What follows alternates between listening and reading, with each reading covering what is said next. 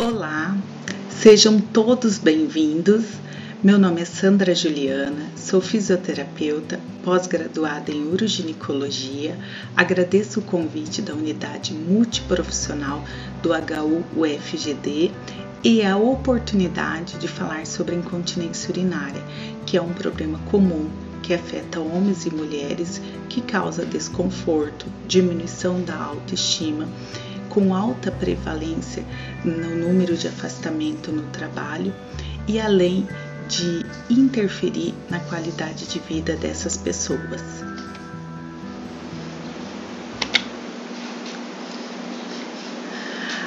A palestra seguirá este sumário, que traz como objetivo explicar o que é a incontinência urinária, apresentar as estruturas e diferenças anatômicas do assoalho pélvico feminino e masculino, definir a fisiopatologia da micção, pautar os principais tipos e causas da incontinência urinária, descrever a atuação dos profissionais e tratamentos fisioterapêuticos. Vou definir o que é incontinência urinária. Perder urina não é normal. Talvez vocês já tenham escutado. Perdi só um pouquinho de urina, espirrou, tossiu e saiu urina. É normal, isso acontece. Não é normal perder urina. De forma alguma, é sinal de alerta do seu corpo para que você busque tratamento e pode estar indicando uma possível incontinência urinária. A incontinência urinária ela é definida como qualquer perda involuntária de urina pelo canal da uretra, que gera problemas sociais como de higiene pessoal. A perda de urina causa uma situação constrangedora, que pode levar ao isolamento social, em muitos casos com alterações sexuais por não conseguirem manter relações, por medo de perdas urinárias. Essas pessoas podem desenvolver alterações no sono, diminuição da autoestima, chegando à redução da qualidade de vida pessoal e profissional. É tratada como um problema de saúde pública que pode ocorrer em qualquer fase da vida. A perda de urina é pouco comentada entre as mulheres, muitas vezes por vergonha e desconhecimento do tratamento. Essa falta de conhecimento sobre os tipos de tratamentos disponíveis na incontinência urinária dificulta a busca por ajuda profissional e por acharem que é algo normal a perda de urina. A incontinência urinária tem múltiplas etiologias, tais como a idade avançada, obesidade, gestações, deficiência do estrogênio, tabagismo. É uma condição mais comum em mulheres. Nos homens, ocorre mais por alterações prostática. Além disso, são subnotificadas. Muitas vezes são ocultadas pelos pacientes por vergonha e constrangimento. E já a subdiagnosticada é quando o paciente comenta a queixa e não se tem um direcionamento adequado para o tratamento.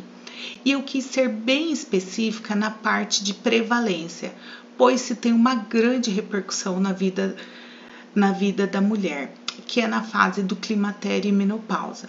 A mulher ela tem uma tendência a apresentar a incontinência urinária devido à falta do estrogênio, que tem como consequências diminuição de massa muscular, alterações na capacidade de enchimento da bexiga e, de acordo com os artigos publicados, eles apontam a incidência da incontinência urinária de esforço de 25% a 45% em mulheres brancas, a incontinência urinária de urgência de 15% a 20% em mulheres negras e asiáticas, e a prevalência aumenta com a idade.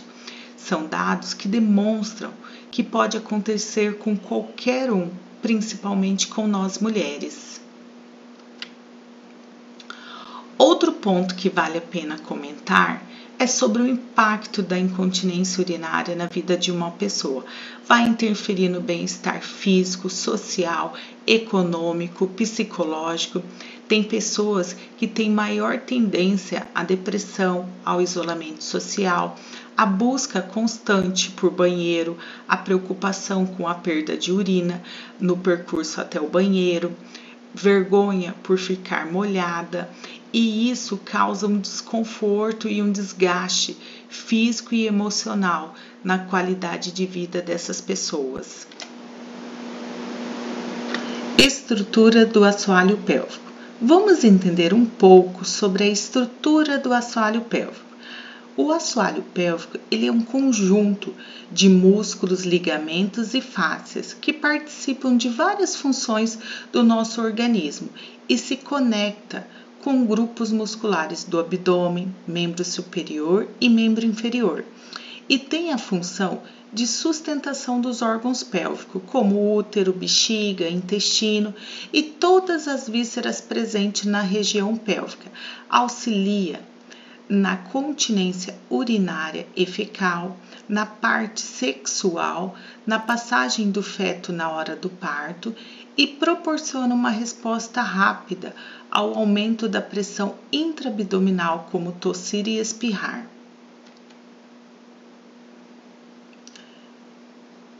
Observando as imagens, vamos ver a diferença anatômica do assoalho pélvico feminino e masculino. Observando as imagens, podemos notar a pelve feminina apresenta uma diferença fundamental. Na mulher, o anel pélvico ele é mais largo, que é essa cavidade redonda que é chamada de anel pélvico, justamente para favorecer a acomodação do feto na hora do parto. Por isso que ela tem angulação maior que 90 graus. Apresenta ossos mais leves, eles são mais finos e são maiores. Já na pelve masculina, o anel pélvico ele é mais estreito, apresenta ossos mais pesados e tem uma angulação menor que 90 graus. O que é a pelve e o assoalho pélvico? Eu trouxe essa peça anatômica para mostrar o assoalho pélvico, que é o conjunto de ossos do quadril, que é conhecido como bacia, que serve para acomodar os nossos órgãos pélvicos, como o útero, os ovários, a bexiga e todas as vísceras que fazem parte dessa região pélvica. A pelve, ela faz a proteção desses órgãos contra choque mecânico, como por exemplo uma queda, uma fratura, e esse assoalho ele é dividido em duas partes musculares, que é a camada superficial, que ela está relacionada à parte sexual, e a parte interna, que está relacionada à coordenação e à sustentação dos órgãos. Então, quando o assoalho pélvico ele está enfraquecido, apresenta alguma alteração, isso pode ser um indicativo de uma incontinência urinária. Fisiopatologia da micção. O que é a micção? A micção é o armazenamento de urina na bexiga e o esvaziamento dessa bexiga. Para que a função miccional aconteça de forma adequada, tem que haver a interação entre o sistema nervoso central e o periférico. Conforme a figura, a urina ela é produzida nos rins, ela passa pelos ureteres, chega na bexiga e por fim ela é eliminada pelo corpo da uretra. A mulher ela tem uma uretra mais curta, o que predispõe a infecções urinárias. Já a uretra masculina, ela tem em média de 20 centímetros, então ela sai da bexiga e faz todo o processo até o final do pênis. A próstata, ela é uma glândula que está localizada na base da bexiga e sai e no início ela está localizada na base da bexiga e no início da uretra. Então, quando essa próstata ela está no seu tamanho ideal, o fluxo de urina passa normalmente. Agora, quando se tem um aumento prostático, que é chamado de hiperplasia prostática, que causa uma obstrução na passagem da urina e ocasiona uma incontinência de gotejamento. Então, as disfunções prostáticas podem ocorrer após a prostectomia, que é a retirada de uma parte da uretra e um pedacinho da bexiga, o que pode ocasionar uma incontinência urinária pós-prostectomia. Bom, em relação à fisiopatologia da micção, o que é a bexiga? A bexiga é um órgão muscular que é chamado de músculo detrusor. Então, uma bexiga saudável, ela tem um posicionamento anatômico. Ela precisa encher e esvaziar, que é um processo natural do seu enchimento e esvaziamento. Tudo se tem um limite, inclusive a capacidade de armazenamento da bexiga, que é em torno de 300 a 500 ml. Nós temos aqui, conforme o vídeo, as fases de enchimento e esvaziamento da bexiga. Então, podemos observar que na fase de relaxamento, nós temos aí na fase de enchimento, se tem o relaxamento da bexiga e a contração do esfíncter uretral. Já na fase de esvaziamento, se tem a contração da bexiga para eliminar a urina e o relaxamento do esfíncter uretral. Principais tipos de incontinência urinária. Vamos começar com a incontinência urinária de esforço, que é definida como qualquer perda involuntária de urina pela uretra durante os esforços, como tossir, espirrar, correr. É o tipo mais frequente, que pode acometer 51% da população e tem como causas debilidades do elemento de sustentação do assoalho pélvico, a falta do estrogênio, algum tipo de trauma na região pélvica, várias gestações e aumento da pressão intraabdominal. Então, essa musculatura do assoalho pélvico, ela pode estar enfraquecida ou até mesmo a bexiga, que tem uma posição anatômica, ela pode sofrer uma alteração no seu posicionamento e causar uma hipermobilidade da uretra, que pode gerar perda de urina por algum tipo de esforço. Geralmente, a rotina diária dessas pessoas são alteradas por limitações física e psicológica. A mulher começa a tomar alguns tipos de precauções na tentativa de evitar os sintomas da patologia, como redução de ingesta de líquidos, limita a não sair de casa, onde ocasiona o isolamento social, a depressão, a diminuição da autoestima e a diminuição na qualidade de vida dessas pessoas. O que é incontinência urinária de urgência ou a hiperatividade vesical? É o desejo incontrolável de urinar. A pessoa precisa correr para ir ao banheiro e esse desejo pode acentuar quando se chega em casa, coloca a chave na porta ou escuta o som de água. A hiperatividade faz a pessoa acordar mais de 6 vezes à noite, interrompendo o sono e a qualidade de vida dessa pessoa. A urgência é a segunda causa mais comum de perda urinária nas mulheres, em torno de 21%. Tem a presença de contrações durante o enchimento da bexiga. O pouco de urina que cai na bexiga causa a urgência miccional. Tem como causa a obstrução do fluxo urinário, que pode ocorrer devido a uma hiperplasia prostática, ou por uma causa idiopática, ou por uma doença neurológica, ou até mesmo a idade. Incontinência urinária mista é a junção da incontinência urinária de esforço e a incontinência de urgência. A pessoa tem as duas queixas. A incidência está em torno de 29% dos casos. Já a incontinência urinária de transbordamento está relacionada à obstrução, ocorre mais em homens. A incontinência urinária por gotejamento é quando a bexiga está cheia e não consegue o esvaziamento por completo devido a uma obstrução na passagem da urina.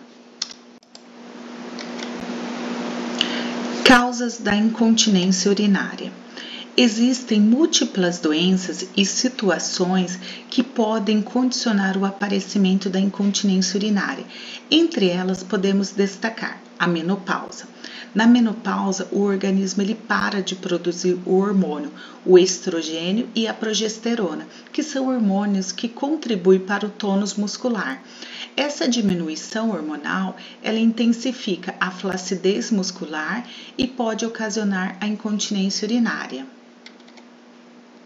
O tabagismo. O cigarro pode aumentar o risco de incontinência urinária, devido aos componentes do tabaco serem irritativos à bexiga, pois a nicotina pode atuar na contração involuntária da bexiga, levando a uma incontinência de urgência. E é comprovado que o uso contínuo de cigarro causa tosse repetitiva e crônica, e essa tosse acaba empurrando a bexiga e a uretra para baixo e acaba facilitando o escape de urina.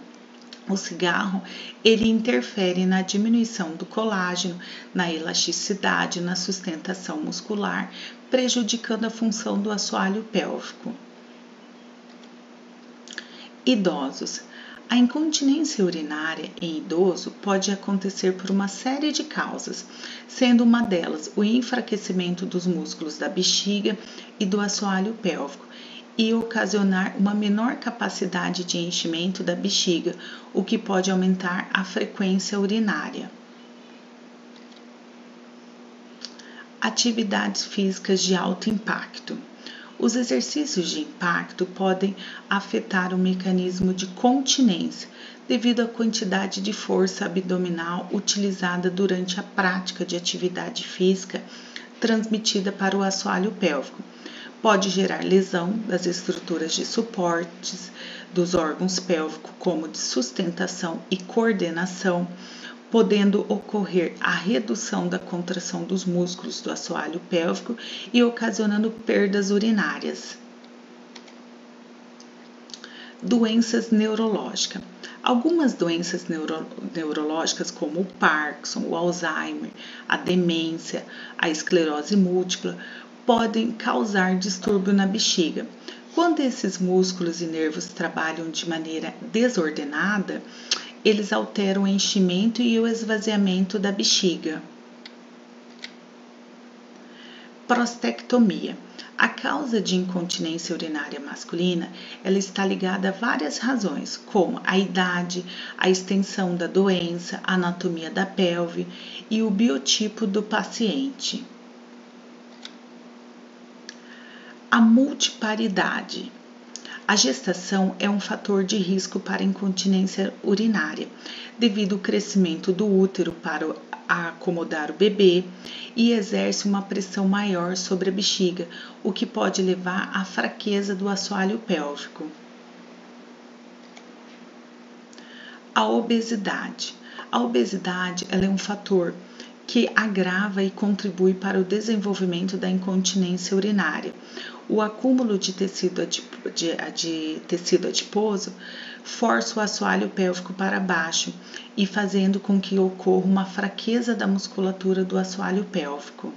Fechando essa sequência, esse slide resume as oito causas da incontinência urinária, como foi apresentada: a menopausa, o tabagismo, idosos, prática de atividade física de alto impacto, doenças neurológicas, prostectomia, múltiplas gestações e a obesidade. Atuação dos profissionais na incontinência urinária. Temos a atuação de alguns profissionais na incontinência urinária, como o médico, que é o que faz a parte do tratamento medicamentoso e cirúrgico, o educador físico, que ajuda na melhora da aptidão física, no condicionamento, reduz os níveis de ansiedade, de estresse e melhora a autoestima dessas pessoas. O enfermeiro, ele auxilia nos cuidados de higiene, prevenções de infecções, orientação em busca de um tratamento adequado. O psicólogo, ele trata a depressão, a ansiedade, melhora a qualidade de vida dessas pessoas. O nutricionista, ele ajuda na redução de peso, orienta sobre a ingesta de alimentos para evitar a constipação e os que não são irritativos para a bexiga. Objetivos da fisioterapia na incontinência urinária. A fisioterapia deixei para falar por último, que é o tratamento de primeira escolha, de acordo com a Sociedade Internacional de Continência. A fisioterapia ela tem uma importante atuação na parte da prevenção e tratamento da incontinência urinária, promovendo uma melhor conscientização corporal, perineal, consiste em dar uma funcionalidade aos músculos do assoalho pélvico, auxilia na força perineal, na reeducação vesical e ajuda na melhora do tônus muscular perineal. Os principais recursos utilizados pela fisioterapia na prevenção do tratamento da incontinência urinária inclui os exercícios de Kegel e a cinesioterapia, treinamento muscular do assoalho pélvico com a eletroestimulação e o biofeedback, além de outros recursos que serão adicionados de acordo com o tipo de incontinência urinária e os sintomas do paciente. É utilizado o diário miccional, que é feita uma orientação sobre as micções de horário, o aumento do intervalo entre as micções gradualmente, ensinar o paciente a suprir o desejo miccional até chegar ao banheiro, orientar sobre os consumos de líquido, ingestão de fibras, reduzir os alimentos que são irritativos para a bexiga e que provoquem a urgência miccional, como a cafeína, o chocolate, a bebida alcoólica. E os exercícios de Kegel. Então, o exercício de Kegel ele é considerado como um programa de contrações voluntárias e repetitivas. São exercícios que fortalecem os músculos do assoalho pélvico. Ele melhora a mobilidade, a flexibilidade e a coordenação muscular. Evita prolapso dos órgãos pélvicos, melhora o aspecto sexual, a parte da continência urinária e fecal. Ele é um programa de treinamento muscular do assoalho pélvico, que é prescrito individualmente, baseado na avaliação funcional, que será elaborado de acordo com o grau de força, a propriocepção e a tolerância do paciente. Então, os exercícios de Kegel eles têm alguns benefícios, como evitar e tratar a incontinência urinária, melhorar o funcionamento intestinal, aumento da sensibilidade sexual, reduz a ejaculação precoce, ajuda a preparar os músculos para facilitar o parto. E esse vídeo ele mostra o treinamento dos músculos do assoalho pélvico. Então, esse movimento de abrir e fechar o introito vaginal e a uretra faz com que o útero e a bexiga e o reto vão para cima. O movimento de contrair e relaxar, ele ajuda a manter a continência urinária e fecal e evita prolapso e a incontinência urinária. Por meio de exercícios funcionais, a paciente aprende a acrescentar os exercícios no seu dia a dia, nos momentos de esforços. Cones vaginais. Os cones vaginais são cápsulas de plástico em formato anatômico, que inclui um fio de nylon para facilitar a sua remoção. Suas formas e volumes são semelhantes, com variação no peso, que varia em torno de 20 a 70 gramas. A utilização do cone envia uma informação sensório-motora, e induz a contração do músculo do assoalho pélvico. O aumento gradual dos pesos representa uma melhora da força muscular e motiva o seu uso. A indicação do uso, bem como a orientação, deve ser realizada por um profissional para ser reproduzido em casa, de acordo com a necessidade de cada paciente. O cone vaginal tem a função de melhorar a força muscular, recrutar as unidades motora e ajuda na percepção da contração dos músculos do assoalho pélvico, como contrair e relaxar. Eletroestimulação. A eletroestimulação é uma técnica utilizada na reabilitação do assoalho pélvico como forma de tratamento na incontinência urinária. O tratamento com a eletroterapia vai variar de acordo com a avaliação e o recurso que será utilizado. Pode utilizar eletrodos vaginais ou de superfície, que emite uma corrente elétrica totalmente suportável. A eletroestimulação ajuda na contração da musculatura do assoalho pélvico e a inibição da hiperatividade da bexiga. Esse vídeo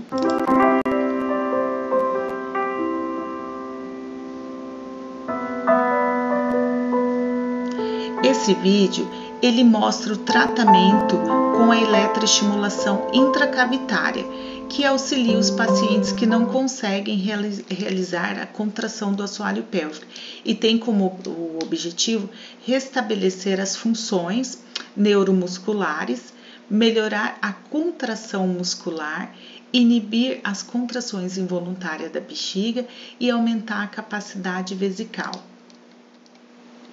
Biofeedback. O biofeedback é um equipamento que vai captar a contração da musculatura do assoalho pélvico, sendo utilizado com auxílio de equipamento computadorizado, que irá gerar uma resposta visual para a paciente através de imagens e som, onde a paciente realiza a contração e o relaxamento dos músculos do assoalho pélvico, visualizando em forma de videogame em tempo real a atividade elétrica da fibra muscular, como vocês podem observar no vídeo. Right, left, right, left. Make nice upward swing movements with your hips. I like it. Esse vídeo mostra a paciente realizando a contração e o relaxamento do assoalho pélvico, sendo realizada com estímulo sonoro e tornando o tratamento mais efetivo, evitando o uso dos músculos acessórios como abdominais e glúteos. Para que os resultados da fisioterapia pélvica sejam bem-sucedidos ao longo do prazo, é necessário disciplina e o comprometimento do paciente com os exercícios propostos. Quanto mais cedo o paciente for encaminhado para a fisioterapia, melhor será o resultado do tratamento.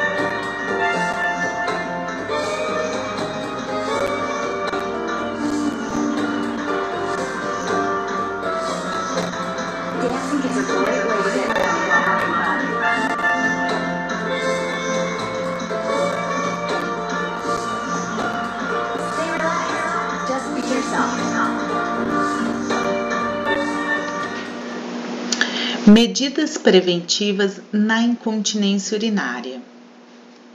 Vamos observar o vídeo.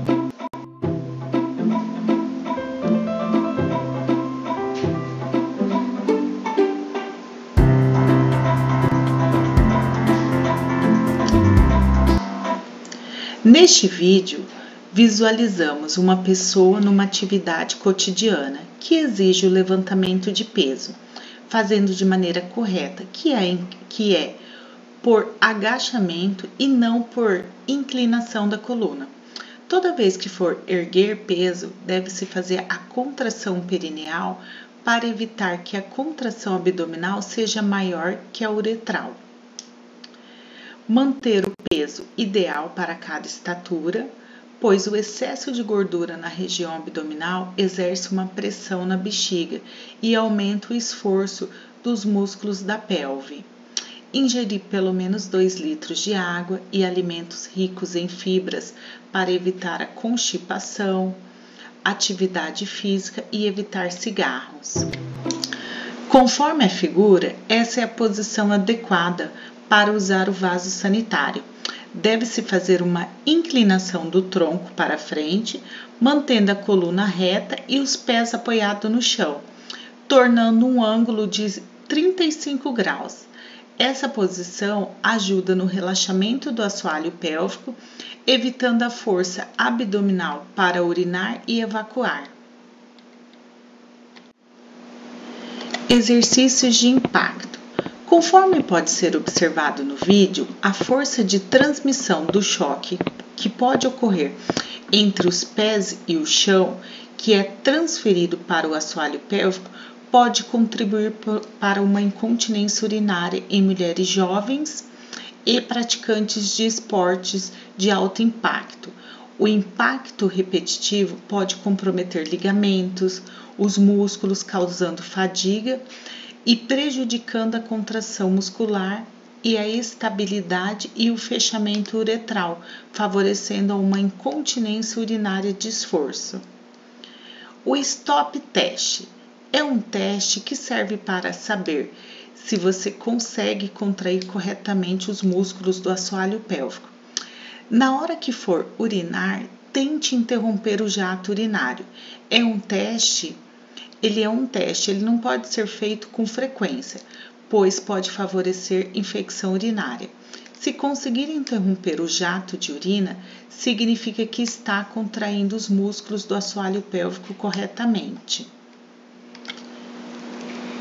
Chegando ao final dessa palestra, reforço novamente a questão de que perder urina não é normal. Aos primeiros sinais e sintomas, busque orientação médica.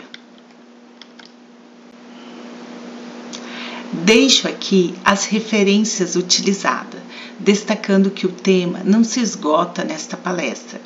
Ele é muito amplo e de atualização constante por conta dos avanços de novas pesquisas. Finalizando e concluindo, ressalto a importância de nosso posicionamento em relação aos problemas, trazendo as seguintes mensagens. Tenhamos em mente que a vida nos apresenta problemas o tempo todo. Tenhamos foco na solução, pois quando fazemos parte somente do problema e não da solução, estaremos potencializando o problema. Agradeço a atenção de todos e me coloco à disposição para eventuais questionamentos e comentários que podem ser feitos aqui na plataforma. Até breve!